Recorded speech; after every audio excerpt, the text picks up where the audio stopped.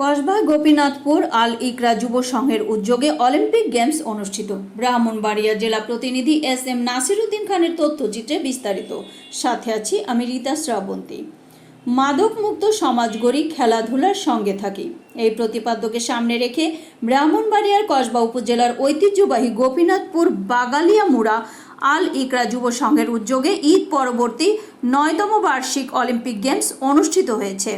ঈদের একদিন পর স্থানীয় গোপীনাথপুর রহমত আলী সরকারি প্রাথমিক বিদ্যালয় মাঠ প্রাঙ্গণে আয়োজিত অনুষ্ঠানে সভাপতিত্ব করেন সংগঠনের সভাপতি এস.এম. উজ্জ্বল। জাতীয় সঙ্গীত পরিবেশনার মধ্য দিয়ে অলিম্পিক গেমসের উদ্বোধন করেন অনুষ্ঠানের প্রধান অতিথি, সভাপতি সহ অন্যান্য অতিথিরা।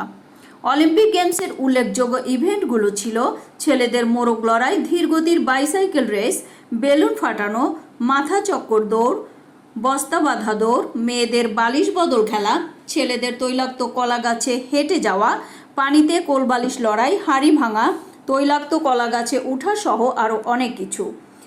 গ্রাম বাংলার হারিয়ে যাওয়া ঐতিহ্যবাহী খেলাগুলো দেখতে আশেপাশের গ্রাম থেকে কয়েকশো দর্শক উপস্থিত হতে দেখা গেছে। সংগঠনের সহসভাপতি সর্দার মোহাম্মদ বিলাল হোসেন, মোহাম্মদ আল আমিন রাফি ও সাধারণ সম্পাদক আল আমিন বক্তারের যৌথ সঞ্চালনায় এতে প্রধান অতিথি হিসেবে উপস্থিত ছিলেন চট্টগ্রাম মেট্রোপলিটন ম্যাজিস্ট্রেট এস.এম. আলাউদ্দিন মাহমুদ। আল ইকরা যুব সংঘের উপস্থিত সদস্যদের তত্ত্বাবধানে এলাকাবাসীর সহায়তায় পরিচালিত অনুষ্ঠানের প্রধান মেহমান ছিলেন সমাজসেবক ডাক্তার হুমায়ুন কবির বক্তার।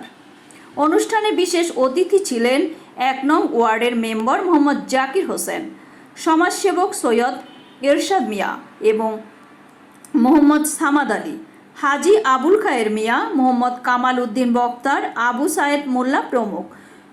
অনুষ্ঠানের পৃষ্ঠপোষকতায় ছিলেন সংগঠনের প্রধান উপদেষ্টা ইকবাল হাসান বক্তার, উপদেষ্টা মোহাম্মদ শাহ আলম, এস.এম. আলমগীর হোসেন, আক্কাস আলম বক্তার, সমীর বক্তার, মোহাম্মদ ইউসুফ আলী, মোহাম্মদ সাদ্দাম হোসেন, ওমান প্রবাসী মোহাম্মদ সেলিম রেজা, গ্রিস প্রবাসী এস.এম. সজল, সৌদি আরব প্রবাসী মোহাম্মদ ওয়াসিম আকরাম, মোহাম্মদ জুয়েল বক্তার, সিঙ্গাপুর প্রবাসী মোহাম্মদ জাকির হোসেন, দুবাই প্রবাসী স্বপন বক্তার।